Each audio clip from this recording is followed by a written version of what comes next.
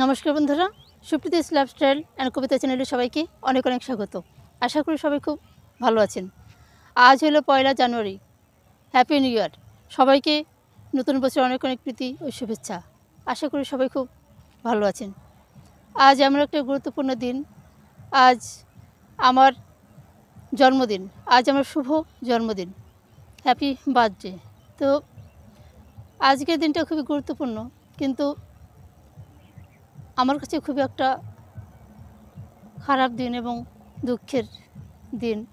কী আর বলবো, সবাই তো জানেন আমার জীবনের ঘটনা, আমার জীবনে কী ঘটে গেছে। তো আজকে আমার বার্থডে, হ্যাপি বার্থডে।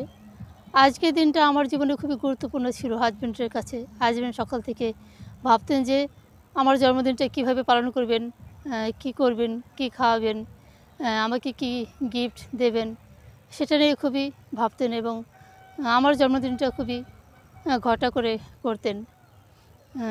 কী আর বলবো, আজকের দিন এসে আমার খুবই খারাপ লাগছে সকাল থেকে। আমার হাজব্যান্ড শুধু আমার জন্মদিন পালন করতেন সেটা নয়, তার পাশাপাশি কোনো না কোনো জায়গায় আমাকে ঘুরতে নিয়ে যেতেন।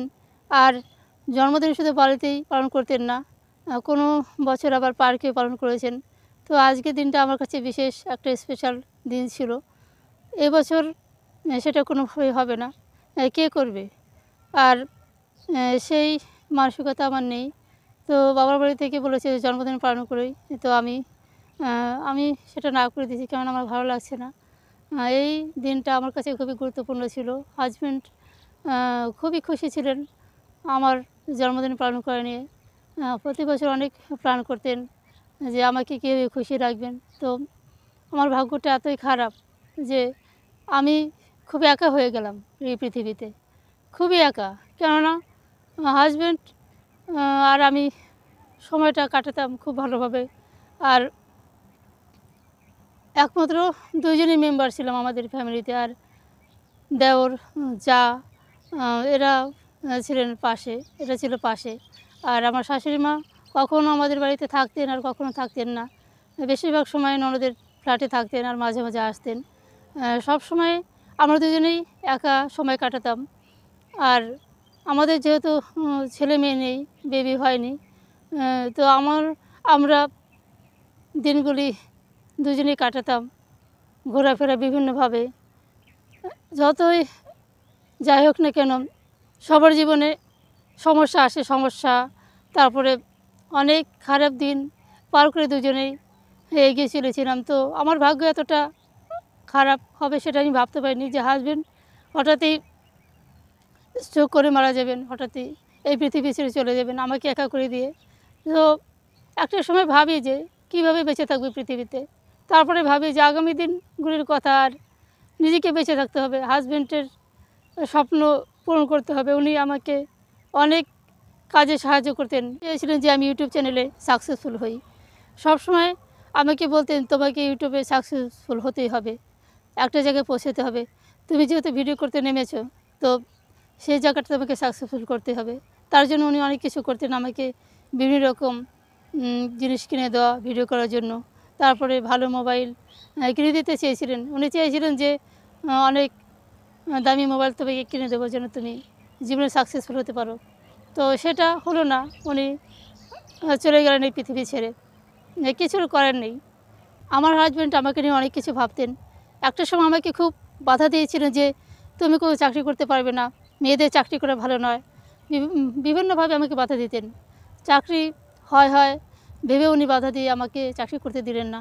তারপরে একটা সময় উনি আবার ভাবলেন যে এটা তো অন্যায়, কোনো মেয়ের যদি অধিকার থাকে কিংবা তার যোগ্যতা থাকে তাকে সেই জায়গাটা দেওয়া উচিত। পরবর্তীকালে তিনি ভেবেছিলেন, তারপরে আমার চাকরির জন্য একটু খোঁজ খবর করেছিলেন। কিন্তু যখনই ভাবলেন যে আমার একটা চাকরি করা দরকার, তখনই তিনি এই পৃথিবী ছেড়ে চলে গেলেন। হঠাৎ করেই 2 ঘন্টার মধ্যে এই পৃথিবী ছেড়ে চলে গেলেন। সেটা আমার জীবনে খুবই একটা দুঃখজনক ঘটনা। তবুও পৃথিবীতে বেঁচে থাকতে হবে, সব কিছু করতে হবে।